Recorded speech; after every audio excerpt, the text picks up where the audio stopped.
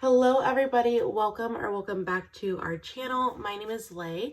I am a mother of two and we are a family of four on a financial journey of becoming completely debt free, where we take you guys step by step and payment by payment along the way.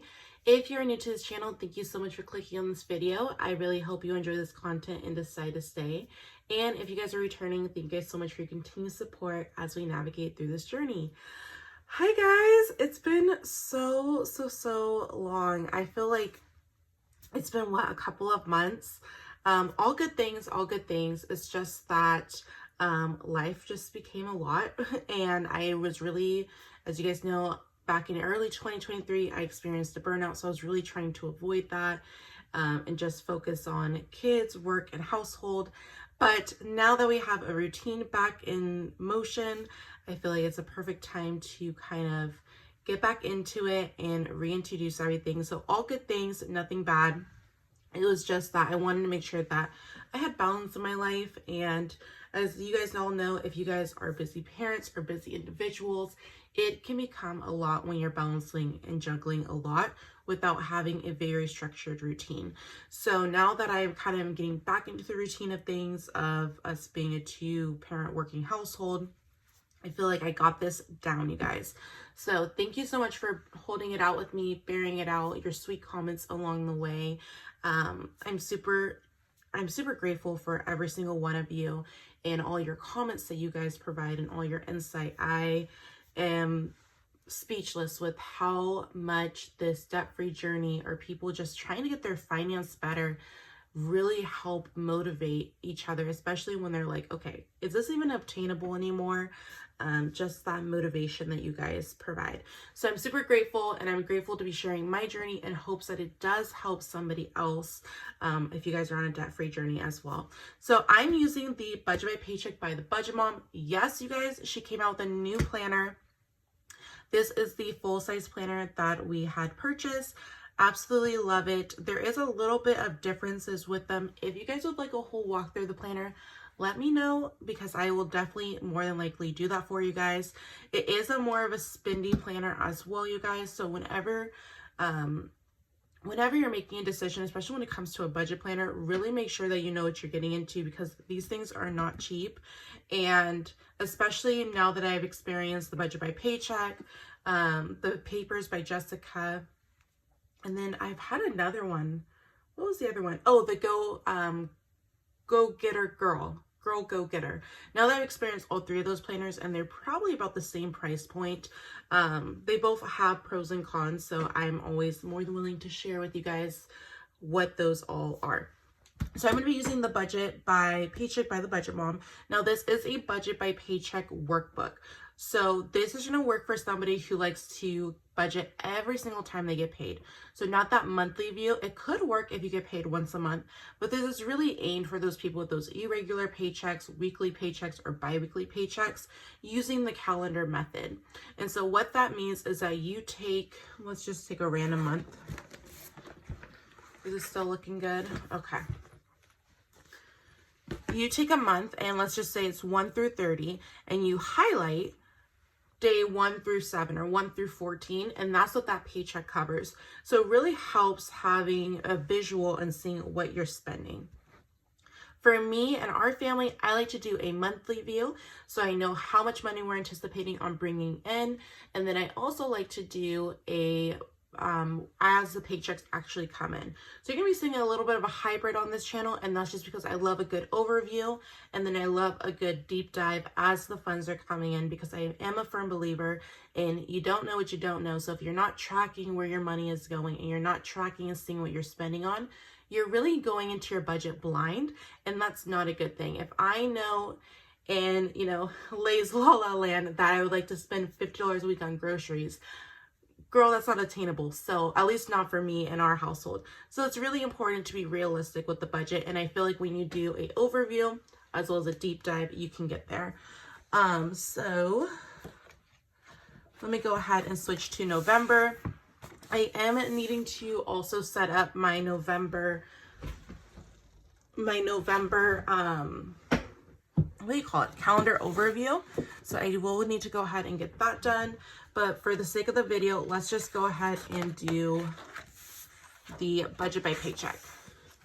So if you've never seen what one of her workbooks looks like, you have your November paycheck budget tracker, and you have your income, your budget, and your actual. You have your fixed expenses, so think of your bills, the date, the budget, and then the actual, because sometimes we may think a bill's one number, but it's actually a different amount. We have our variable expenses, so those are going to be your cash envelopes. The Budget Mom is really big on the cash envelope system, and so you'll just list those all out here, the budget and the actual. Sinking funds, extra debt, extra savings, and then total. And then you have your envelopes, your cash denominations, money thoughts, and priority goal.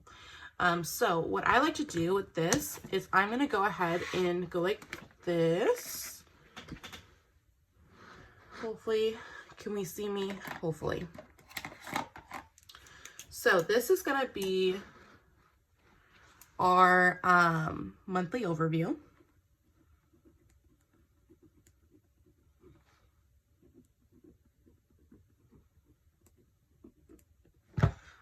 I can tell I haven't filmed in a while because I'm not used to moving around the tripod like that. Okay. So for our monthly income, we are anticipating on bringing in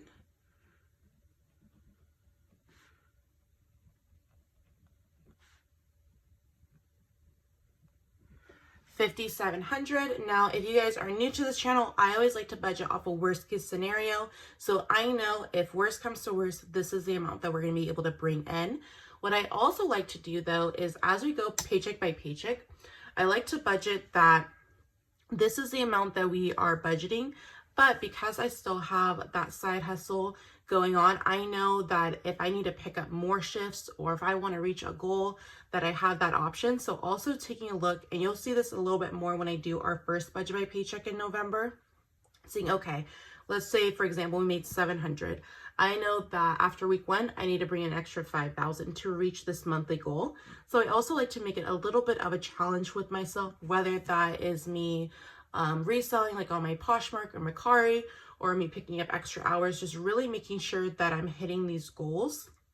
Now, granted, you guys, the last few months have been a little weird with me being the sole like income provider, and now just seeing that switch is going to be really interesting to kind of go back to. But I'm super excited. So I just need to also know that it's okay. Like, you don't have to do it all. It's okay to take like a step back. So for bills and fixed expenses, we are, let me see. Oh, perfect. Okay. So we have our mortgage. Now, I don't really put the due dates on here because everything is automated. So I just know that, and we're a month ahead. So I know that as that, oh my gosh, let me my words together. We're a month ahead. So I know that, when I do our budgets, there's 2 paychecks when we get paid from our 9 to 5 that I divide the bills by, and I just leave it into the account. But because we're a month ahead, we are able to have that flexibility to where it doesn't have to be in the account by a certain due date. And I'll do a whole video on how we got a month ahead in our bills and our cash envelopes if you guys are interested in that. And so our mortgage is $1,563. Then we have 2 HOA bills.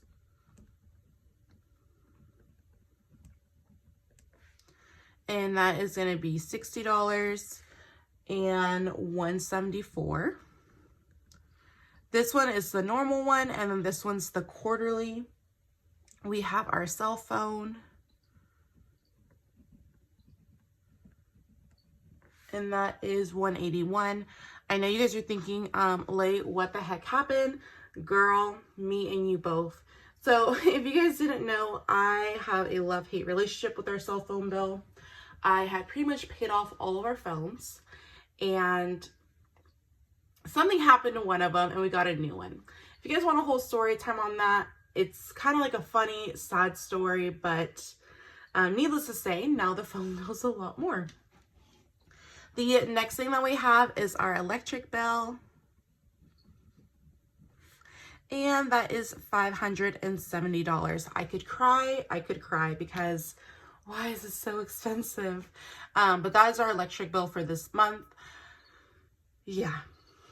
there's really nothing else more to say to that one other than you guys already know how I feel about this dang electric bill. Okay, and then we're going to move on to our 3 personal loans. So if you guys are new to this channel, we do have 3 personal loans. I've talked about it before. They were all for things that we had to do for the home.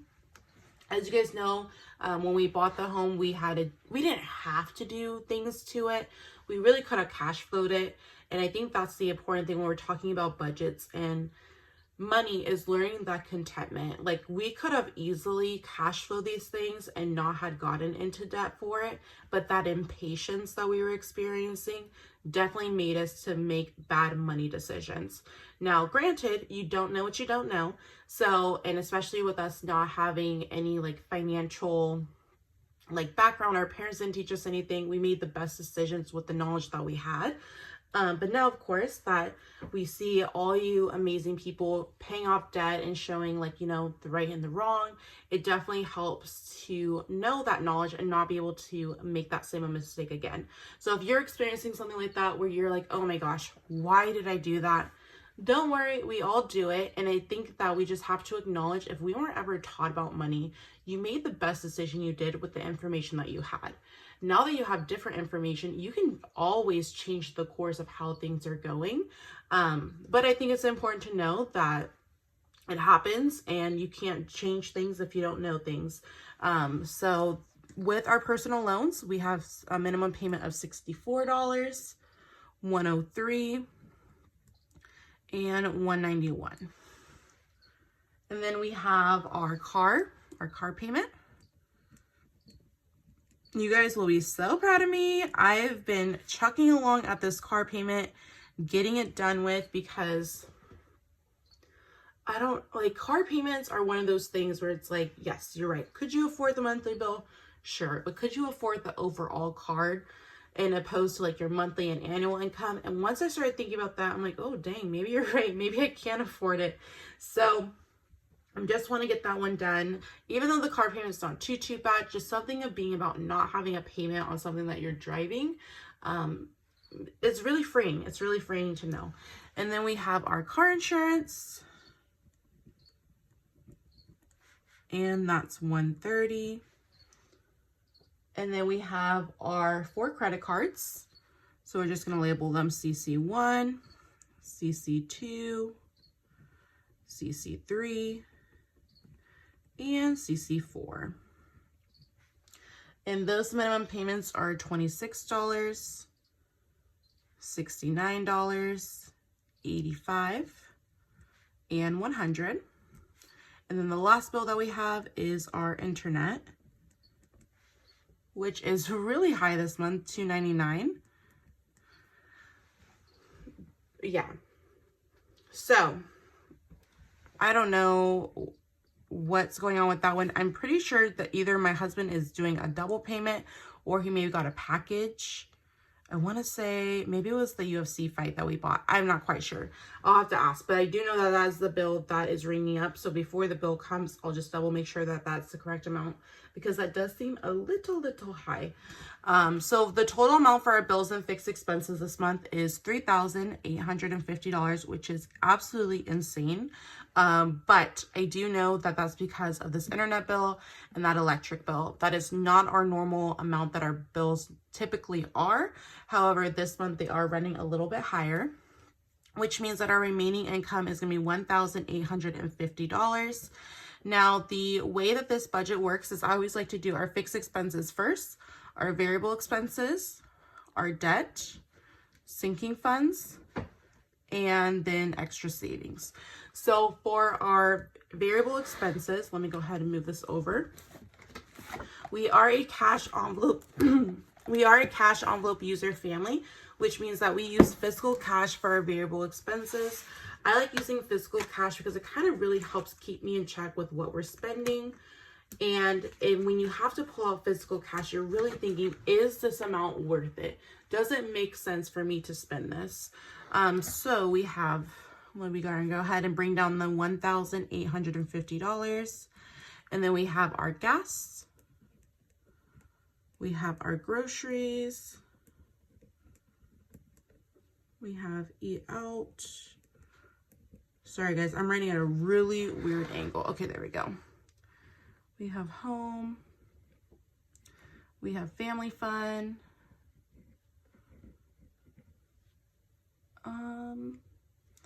Is that it? Gas, groceries, eat out, home, family fun. Oh, we have kids and then coffee.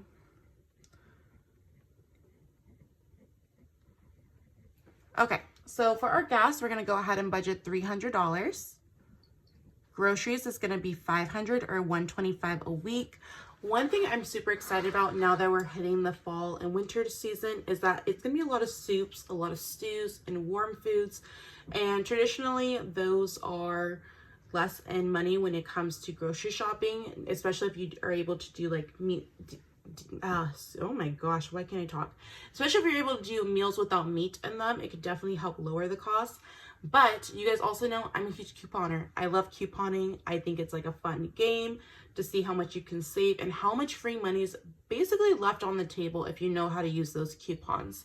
So if you guys are ever interested on how I coupon, how I feed a family of 4 on $125 a week, please let me know. I'll be more than happy to share that with you guys, because food is a thing that's gonna keep, I mean, I shouldn't say keep going up, but it's a thing that's going up, and it's one of those things that you can still get a good amount even if your budget doesn't allow you to keep going up with how much groceries are.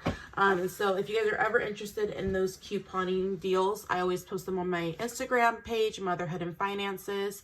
I did a couple videos on here where I show you what sales are going on and how to shop those sales. So please let me know, because we all need food. And if you're able to save money on food and the food that you buy your family and your children, I will be more than happy to show you how to do it. And then eating out, we're gonna go ahead and budget $100 this month. Like I mentioned, we are hitting holiday season, and so we probably won't be eating out too much. Our daughter does have some sports this month and next month, so we might just pick up some things on the road, but I'm trying really hard to eliminate fast food, especially. And with a $100 budget, that means probably only eating out at like a sit down maybe once, with four people and 2 little humans that eat nonstop. And then for home, we're budgeting $200 or $50 a week. If you guys are new to this channel, how I like to budget for our household category is I like to budget on a rotation. So I have 4 categories in our household that I shop for: our household essentials, our dogs, and then each of our children. And so I budget $50 a week, and on rotation, I will purchase that group or person what they need for that month. Now, there are times where, let's say, like my son doesn't need any pull-ups, but I know he's going to need pull-ups. Then I have the ability to stock up and be able to get those coupons and then roll that over into his stock up, or maybe get him something that isn't a necessity, but maybe he's running low on, or things like that. And that way helps just eliminate me going over budget. And I'm able to really focus on that person in that group and make sure that they have everything that they need for that week. It also does help when you have leftover to be able to put towards another category. So that's how I like to do it. It's worked out phenomenal for us these last couple of years with our household budget. And then for family fun, I'm budgeting $100. Now, granted, we do have Thanksgiving coming up, and like I mentioned, our daughter's sports, but it's also November, so we have a few other things coming. Disney on Ice is coming to Portland. We have a lot of holiday things like the trains and zoo lights and Portland Winter Wonderland. So there's definitely a lot of different lights and Christmas and festive things happening that I want to make sure that if we do want to do that, we do it in moderation, but still have the budget for. And then same thing with the kids are getting $100. That is going to be anything. So $50 each. That's going to be anything that they want particular to them. My children are now 2 and almost 4, and I could cry because I started this YouTube channel when I was pregnant with my son. All in the feelings. So my whole point of that is that they do grow really quickly, and so in case they need any winter jackets, I know that they probably will need some rain boots. It's pretty rainy right now, but that's to be expected of the Pacific Northwest.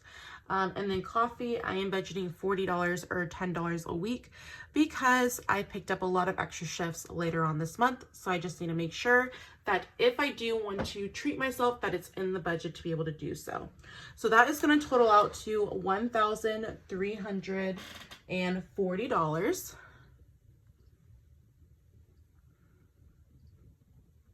And then our leftover is going to be $510.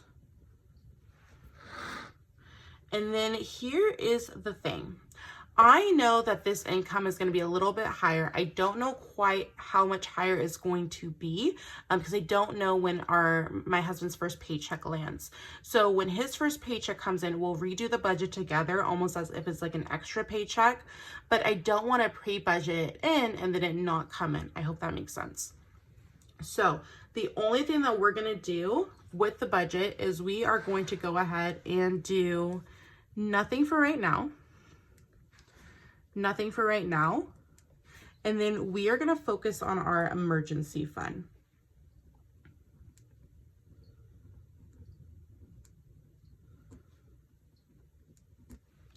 That's going to be 510 and 0. Now that's all, like, you guys keep in mind, that's going to be subject to change. If you guys are new to this channel, anything that we have left over from our cash envelopes at the end of the week, we also throw at debt. So it's not like debt's going to get nothing. It's just that I would rather, for right now, since this budget's very much subject to change, have everything thrown in the emergency fund. And then at the end of the month, take a look to see how much we have, and then reallocate it. And so that is what our budget for November is looking like. So our income that I know for sure we're going to be able to bring in is going to be $5,700. $3,850 of that is going to bills and fixed expenses. It is absolutely insane how much bills are this month between the internet and the electric bill. And then for our variable expenses, so our cash envelopes, we are spending $1,340 on that. And then we are going to be putting $510 into our emergency fund. So be sure to watch those budget by paychecks with me as we're actually receiving the paychecks throughout the month to see with these changes and what is added into our sinking funds and extra debt. And then of course our budget closeout to see how much we were able to put towards our sinking funds, our extra debt, and then our extra savings. So that's gonna be it with our budget with me for November. If you guys enjoy budgeting, cash stuffing, and planning with me, be sure to hit that like and subscribe button below for more content. As always, you guys, if you guys are on a financial journey as well, please let me know in the comments. I love to support you and your channel. I'll talk to you guys later. Bye.